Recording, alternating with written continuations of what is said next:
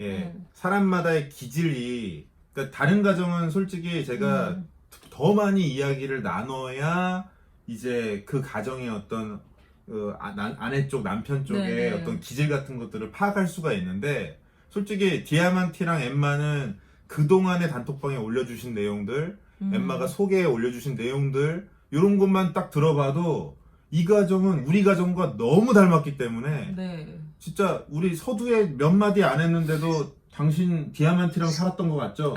엠마는 저랑 살았던 것 같지 않아요? 진짜 또 너무 닮았어요 이게. 엘리가 막 이런 얘기 처음에 할 때 막 울컥울컥 하는 예. 아니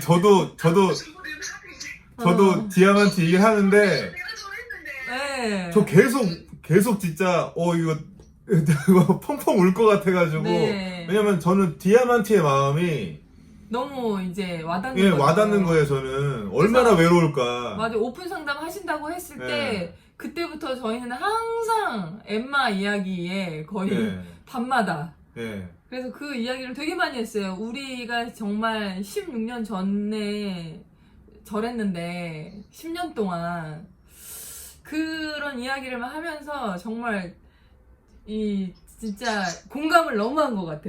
그래서 잠도 제대로 못 잤어요. 저 어제 5시에 잤거든요. 그러니까 뭔가 이렇게 오늘 이 얘기를 같이 나눈다는 거에 그러니까 제가 이제 그저께부터 디아만티한테 이제 감정이입을 너무 해가지고 네. 그러니까 완전 제 얘기니까 너무 속상하고, 진짜 디아만티 입장에서의 생각을 하면 와, 그 안에서의 전쟁이 어떨까 생각하니까 너무 이제 제가 막 괴로운 거예요. 근데 한편 이제는 제가 엘리의 입장도 너무 잘 알듯 또 엠마의 입장도 그랬겠구나, 그렇겠구나 생각을 또 하니까 안타까움이 너무 큰 거죠. 그쵸. 누구의 어떤 잘못이라기보다는 안타까움이 너무 큰 거예요. 그래서 어제도 진짜 정말 너무 감정이입을 심하게 해가지고 진짜 정말 이게 디아만티는 한 번도 만난 적은 없는데 네, 이미 그냥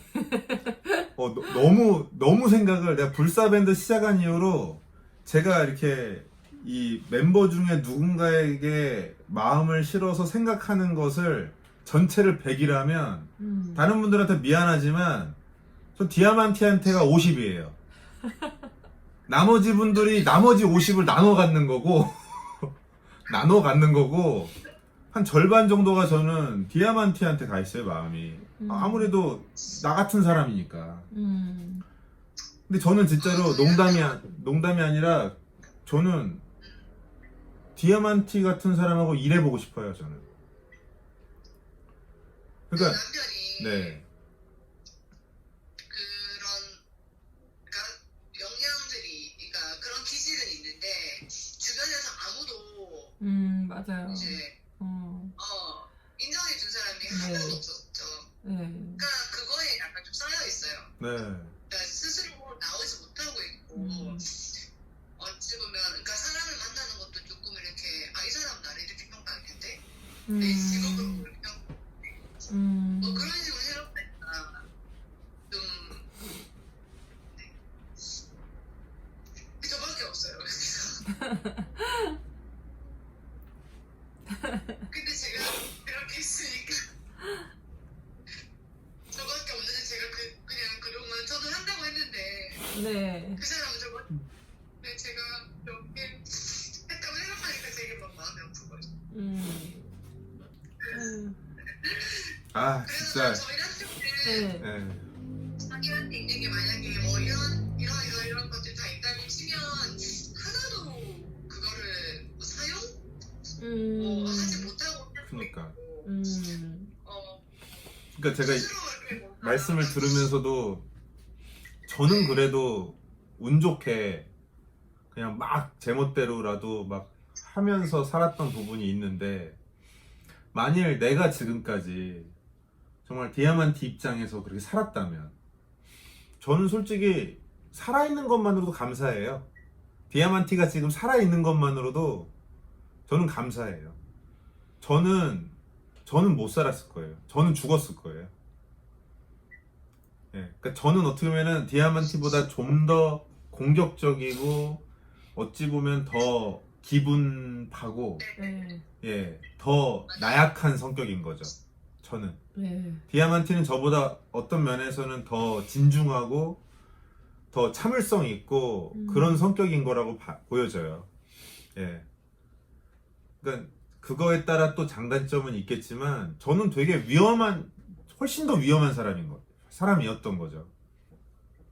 아무튼 이제 그 마음은 어떨까를 생각해 보면 참고 있을 뿐이지 그 마음에서의 파도는 지금은 저는 되게 잔잔해졌어요. 지금은 그렇게 마음속에서 그 전쟁이 없어요, 이제는. 네. 그냥 지금은 오히려 엘리의 잔잔한 호수는 조금 더 이제 일반적인 바다 같은 정도가 된 거고 어느 정도의 파도는 있는.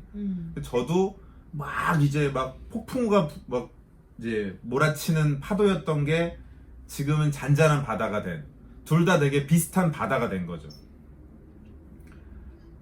이제는 그래서 그만큼 엘리가 제 마음을 알고 제 마음속에 뭔가 격동에 뭔가가 올라오면 그게 심해질 것도 없이 잔잔한 단계에서 아젠다로 꺼내놓고 엘리랑 얘기를 할 수 있는 상황이 되니까 이젠 그럴 게 없는 거예요, 전혀. 그리고 세상 모두가 나한테 손가락질하고 이상하다고 해도 아내 한 명이 나를 이렇게 믿어주고 나의 이런 기질을 잘 활용해 주니까 전 이것만으로도 신나요. 그래서 예전에 제가 열정적이고 그랬던 것들, 근데 그게 제가 진짜 열정적인 게 아니라 갈아 넣었던 거거든요. 목숨 걸고 갈아 넣었던 거기 때문에. 근데 그런 것들을 알았던 사람들은, 옛날에 저를 알던 사람들은 저희들은 되게 그 열정적인 게 있고 또 그런 치밀하게 뭔가를 볼 줄 알면서 열정적인 것까지 있었기 때문에 솔루션도 많이 만들고 그랬던 사람이라 비즈니스적으로도 굉장히 성공했을 사람인데, 이 언스쿨링 한다고 왜 집에 처박혀서 그러고 있냐, 응? 왜 아내랑만 그러고 지내고 있냐, 그런 식으로 얘기하면서 답답해하는 사람들이 많거든요. 근데 옛날에 저는 저의 기질을 제대로 활용한 게 아니라 갈아 넣었던 거고 정상적이지 않았어요, 그거는. 근데 지금은 오히려 일단은 아내와 이렇게 저의 기질을 아주 잘 활용을 해서 아이들의 교육적인 것도 그렇고 안전에 대한 것도 그렇고, 그러니까 이거죠. 기질이, 저 같은 사람이 만약 입시교육 같은 거를 시켜야겠다라고 생각하죠. 애 잡는 거예요. 그러니까 디아만티의 부모님 중에 한 분 또는 두 분이 그런 성향이었던 거예요. 그런데 하필이면은 입시교육을 중요하게 여긴 거죠. 어머니 예. 쪽이 만약에 예. 근데 저 같은 경우는 그런 저를 알기 때문에 더더욱이 언스쿨링을 선택해서 과목을 정하고 뭔가를 하는 것에 있어서는 철저히 제가 아예 닫아버리려고 노력한 거예요. 왜냐면 제 눈에 보이는 이거를 안 볼 거야. 이것만큼은 안 볼 거야. 이것만큼은 우리 아이의 영역을 존중해 줄 거야. 라고 한 거고, 대신 안전하게 뭔가 보호해 주는 거라든지 대인 관계에 있어서 인성적인 부분은 이것만큼은 내가 치밀하게 잡아주겠어 라고 생각하게 된 거죠. 이제 엘리도 그거를, 저의 그런 부분을 인정해 주기 때문에 당신이 그런 걸 잡아줘. 그건 나도 배워야 되니까 이제 로니 로기 뿐만 아니라 엘리와 로니 로기가 저한테 그 부분을 배우는 거예요. 또 그러다 보니 또 제 입장에서 또 엘리가 어떤 게 있느냐, 그러니까 저희같이 지나치게 센서티브한 그런 성격의 사람들은 어떤 상황이 왔을 때 결정장애가 있어요. 디아만티도 분명히 있을 거예요. 결정장애가 있어요. 왜냐면 경우의 수가 너무 많으니까 너무 피곤해요. 그게 저희도 피곤해요.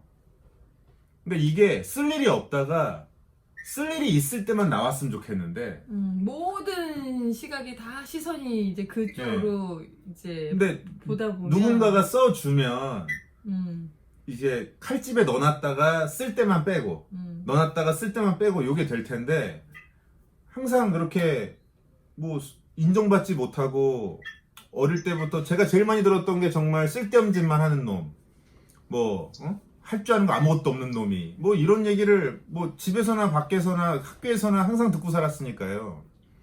예, 심지어는 저는 중고등학교 5년 동안 제 별명이 혐오였어요. 혐오.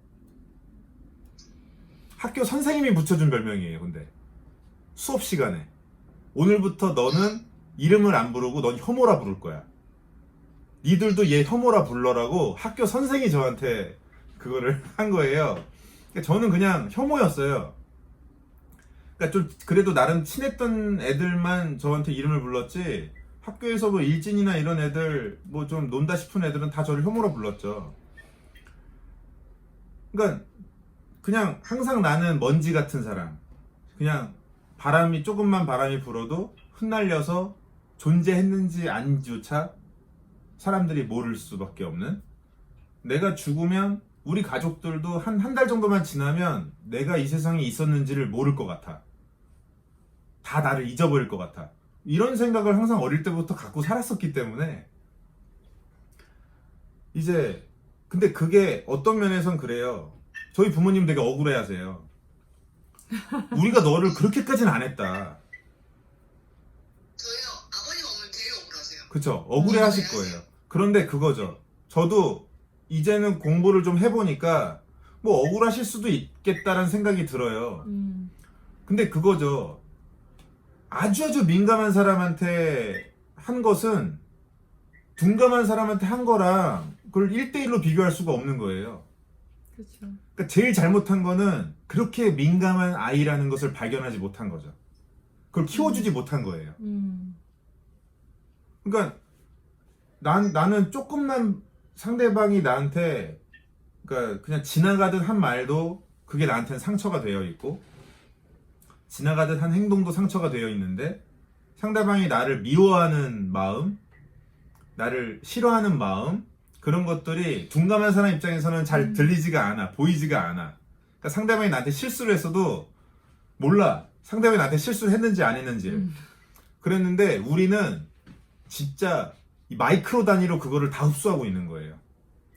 내 주변 사람이 나한테 쏟아낸 감정 쓰레기들이 나한텐 첩첩이 쌓여 있는 거예요. 그러니까 당연히 그분들 입장에서는 억울할 수도 있겠죠. 저는 어머니 아버지가 그래서 왜 억울하실 거라는 생각을 전 이제는 이해하고 존중해요. 하지만 내가 이런 사람이라는 거, 그것을 두 분도 이해하셔야 된다. 하필이면 이게 아구가 안 맞았다. 이게 어떻게 보면 되게 둔감한 부모님한테 민감한 아이가 태어난 거다. 근데 저희 어머니가 되게 민감하시거든요. 네. 근데 민감함의 방향이 잘못된 거죠. 저는 어머니 닮아서 민감한데 그 부분이 이제 또 상처를 더 많이 받게 될 수밖에 없는 또 상황이 된 거고, 안타까운 상황인 거예요. 이거는 누구의 어떤 잘못이라기보다. 왜냐면 분명히 저희 어머니도 그 민감함을 어렸을 때부터 잘 정말 만들어줬다면 저는 저희 어머니가 만약 일찍부터 사업하셨으면 우리나라 10대 재벌 중에 하나를 만드셨을 거라 저는 정말 확신을 할 정도예요. 맞아요. 정말 이 생각하는 거라든지 이런 게 되게 아이디어도 되게 많고 연세도 드셨지만 되게 신여성 같은. 아니 공부를 안 하신 분인데 네. 그러니까 이건 공부하고 달라요 사실. 저 진짜 센스가 대단하세요. 네, 공부를 얼마나 했냐, 책을 얼마나 읽었냐랑 달라요. 지금까지 인생을 살았으니까 눈에 보이는 게 있단 말이에요. 그런데 그냥 가정주부로만 살고 그쵸. 맨날 그거를 이제 그냥 억누르고 사셨기 때문에 네, 고부간의 갈등 뭐 이런 것 속에서 그냥 집안에서 맨날 억눌림 당하고 남편한테 네. 억눌림 당하고 인정받지 못하고 그러고 살았기 때문에 이게 히스테리로 올라오죠. 네. 그러면 너무 비슷해요. 네. 네, 안 그래도 듣고선 저희도 깜짝 놀랐어요. 네. 할머니가 딱 그러세요. 예, 그러면 히스테리는 자식한테 그대로 가고. 맞아요. 근데 하필이면은 자식이 민감하게 태어났어. 근데 민감한 애가 그 히스테리를 받아버렸네. 그러면 그냥 매일매일 찢어놓은 거예요. 그냥 갈기갈기 찢어놓은 거예요. 오히려 그냥. 10살 터울의 동생 남동생이 있거든요. 네네. 그러니까 첫째를 실패한 거예요. 그분들 입장에서는. 네. 실패했다고. 그러니까 자기네들의 양육 방식이 실패했다. 그러니까 실패한 거 맞죠, 근데 센서티브한 자녀한테 그렇게 하면 안 되는 거죠. 그렇지. 네네. 저희가 생각하는 실패랑 그분들 생각하는 실패는 다른 거죠. 그쵸. 네, 잘못이 다른- 누구에게 있냐가 다른 거죠. 다른 건데.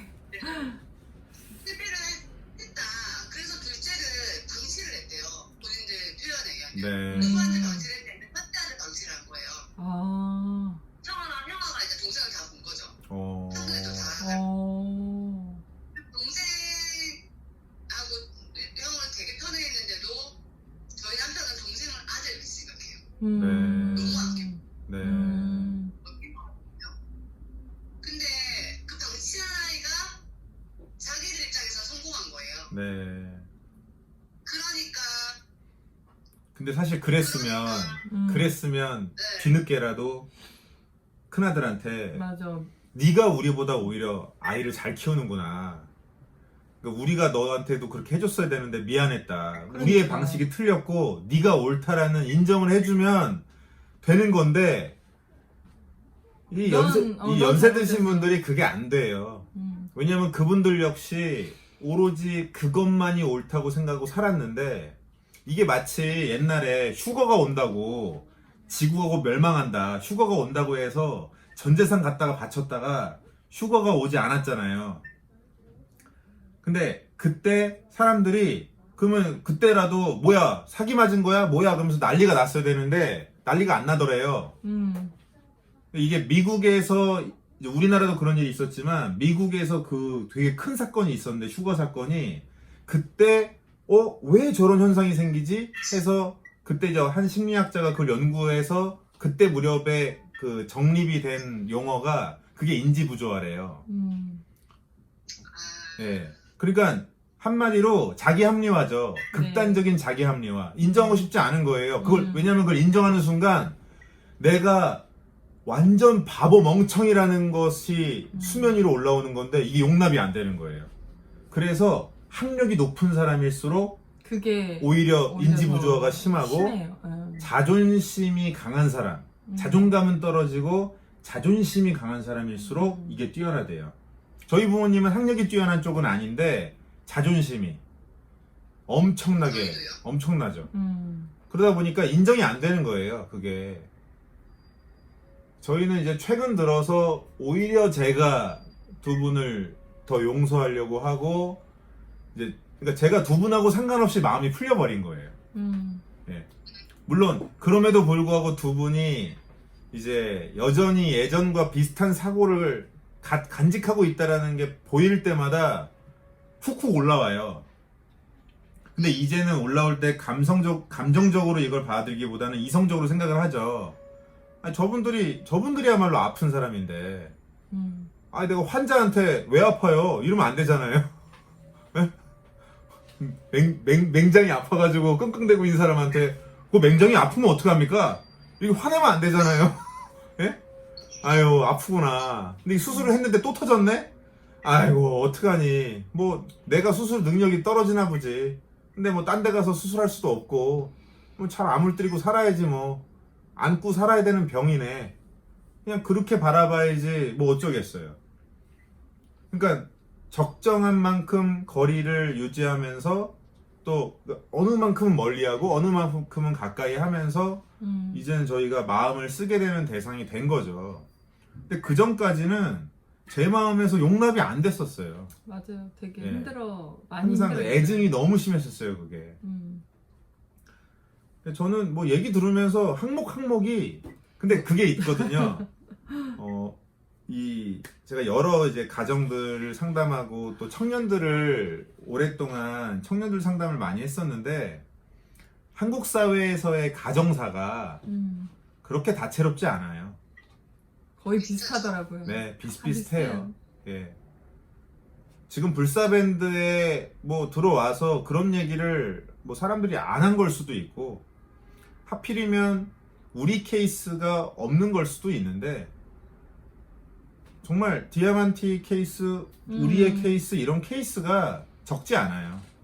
또 이게 여성 쪽에, 그러니까 아내 쪽에 이런 기질이 있어서, 우리의 부모님들이 그랬듯이 아내 쪽이 그런 기질을 갖고 있는 케이스들도 있고, 아내가 민감하고 남편 쪽이 남편들이 좀 둔감한, 둔감한. 예, 그런 케이스들도 있고, 되게 뻔해요, 되게 집집마다. 네. 결국은 이 사람을 그 도구로 표현을 했을 때, 이제 뭐 도구로 얘기하면 좀 이제 비인격적인 것 같긴 하지만 이제 이해를 위한 거니까, 결국은 이 사람이 갖고 있는 선천적인 기질, 이 기질만큼은 바꿀 수가 없거든요. 그 타고난 캐릭터, 그 성격은. 네. 그 성격에 대한 건 분명히 파악을 해야 되는 거고요. 거기에다가 요 성격은 못 바꾸는데 방향은 바꿀 수가 있죠. 그러니까 이 사람의 도구성을 갖고서 좋은 쪽에 쓰려고 하다 보면 좋은 게 나오는 거예요. 이제 아까 그 얘기 하다가 이제 멈췄는데, 이제 엘리 같은 경우는 어떻게 보면은 둔감한 사람은 둔감하다는 것을, 이게 나쁜 표현이잖아요, 따지고 보면. 이게 그러면 둔감하다는 것을 좋게 표현하자면 어떤 것일까? 그러니까 결국은 저는 그렇게 생각해요. 불필요한 것들을 걷어내는 능력이 있다 생각해요. 불필요한 것들을. 그러니까 가장 중요한 거 몇 개만 놔두고 나머지를 싹 걷어내는 능력이 있는 거죠. 이 사람들이 판단을 잘해요. 왜냐면 선택할 게 몇 개 없으니까. 네? 그러니까 화끈하게 그냥 버리는 것도 잘하고, 그냥 쭉쭉쭉쭉 그냥 버리는 걸 잘하는 거야. 그냥 머릿속에 있는 여러 가지 잡스러운 것들, 또 상대방들이, 주변 사람이 나한테 던진 감정 쓰레기, 이런 쓰레기를 내 안에 담아두지 않아. 바로바로 버려. 네. 어떻게 보면 밑이 이만큼이 뚫려 있는 것 같은 느낌이 들 정도로 그냥 버려. 그러다 보니까 판단을 되게 잘해요. 네. 그런데 이건 있죠. 민감한 사람도 공부를, 뭐 민감하든 둔감하든 정말 공부를 해야 되는 게, 그 민감함이 방향이 잘못 잡혀 있으면 사람을 해치잖아요. 둔감함도 방향이 잘못 잡혀 있으면 맞아요. 역시 사람을 해쳐요. 그러니까 중요도를 자기 기준에 생각하는 거지. 오로지 자기 기준에서만.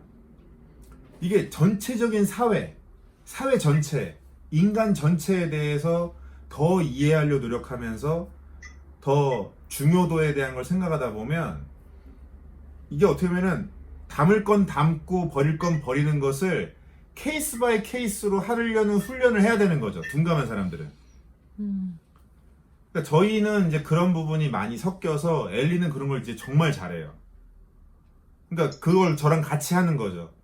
이게 어떻게 보면은 저라는 깔때기와 엘리라는 깔때기가 같이 이렇게 두 겹의 깔때기가 된 거죠. 그래서 저의 기질로 한번 정보를 거르고, 또 엘리의 기질로 한번 걸러서 판단을 내리는 거예요. 그러면 첫 번째로는 제가 걸러요. 첫 번째로는. 왜냐면 엘리한테 주면은 보기가 몇 개가 안 와요. 예. 예. 그렇기 때문에 기본적으로는 제가 싹 다 이제 걸르죠. 그럼 걸르면서 거기에 제가 이유를 대입을 시켜 놓으면, 엘리 입장에서는 이건 버릴 뻔했다. 난 이렇게 생각을 못했기 때문에 버릴 뻔했어. 버릴 뻔한 중요한 것들이 보이는 거죠. 근데 그래도 너무 많아. 한 10,000가지에서 한 100가지로 줄여놨을 뿐, 100가지에서 더 줄이려면 저는 힘들어요. 그때부터는. 왜냐면 얘도 중요하고 얘도 중요해. 저 같은 사람이 저는 그렇게 생각해요. 저 같은 사람이 시험도 잘 못 볼 거라 생각해요. 뭐 제가 공부를 잘 못했던 것에 대해서 제가 합리화시키는 걸 수도 있어요. 저도 완벽한 인간이 아니기 때문에 분명히 저에게도 오차 범위가 많이 있을 거고, 합리화시키거나 인지부조하는 걸 수도 있어요. 근데 왜냐면 제가 그 운전면허 시험을 필기 있죠? 필기 시험이요. 엄청 많이 떨어졌더라고요. 많은 사람들이 운전면허 시험 보러 가면서 저 한 그냥 번에 붙었는데. 그 앞에서 그냥 미리도 공부 안 하고 그 앞에서 시험지 사가지고 쭉 훑어보고 들어가서 만점 받았다는 사람들도 있고. 근데 저는 고시원 들어가서 한 달 동안 공부했거든요. 예? 예? 너무 공부하셨죠? 너무 많이. 네. 세세하게. 엄청나게 공부했죠. 고시원에 들어갔다잖아요. 예. 똑같아. 일도 안 하가지고 시험 보면 끝나는 건데, 그치? 그쵸? 근데 그러다 보니까 이게 문제가 잘못된 거예요. 그리고 이 답이 어떻게 하나가 나와? 막 이러는 그리고 이 거예요. 답이 실질적으로 운전하다 보면 이런 상황들은 분명히 있을 수밖에 없어. 그런데 이 중에 틀린 게 있대. 이런 상황은 없다라는 거야. 이건 문제가 잘못된 거예요. 그래서 저 처음에 떨어졌어요. 두 번째 그래서 한 달을 더 공부했어요. 도서실 들어가서. 또 떨어졌어요. 저 세 번째에 간신히 붙었어요. 네. 간신히. 2.5버로 간신히 붙었어요. 그러니까 그런 거 자체가 문제랑 답을 온전히 받아들이지 못하는 그게 있다 보니 100가지 정도로 걸은 상태에서 여기서 더 줄여라라고 하면 제 입장에서는 얘도 중요하고 얘도 중요한 거예요. 그래서 그럴 때 이제 엘리한테 순서가 넘어가요. 그러면 저는 그 부분을 존중해 주죠. 선택은 해야 되니. 그러면 당신이 선택하는 쪽으로 내가 가겠다. 내가 선택할 수 있는 건 여기까지다. 근데 제가 선택해가지고 결론이 되게 적게 나오는 경우들도 있어요. 아니, 하나만 나오는 경우도 있어요. 그러면 엘리 입장에서는, 그거 해! 당신이 속어법을 써가지고 하나밖에 안 나왔으면은, 그거는 되게 좋은 방법이겠네. 라고 인정을 해주기 때문에, 물론 그것도 뭐 그냥 듣지도 않고 하라는 건 아니고 얘기를 들어봤을 때, 뭐 나쁘지 않은데? 그리고 어쨌든 보기가 적은 걸 좋아하는 사람이니까, 괜찮아. 하나밖에 없으니까. 네.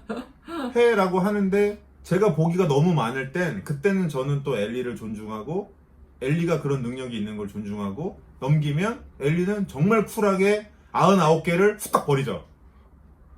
어쩔 때는 진짜 그거 왜 그거 버려 진짜 막 이러는 저는 옆에서 그런 조급함이 있는데 엘리는 어쨌든 선택은 해야 되니까 시간 내에 선택해야 되니까 뭐 이거 중에 이거 솔직히 그런 얘기 할 때는 제 입장에서는 너무 막 찝는 거 아니야?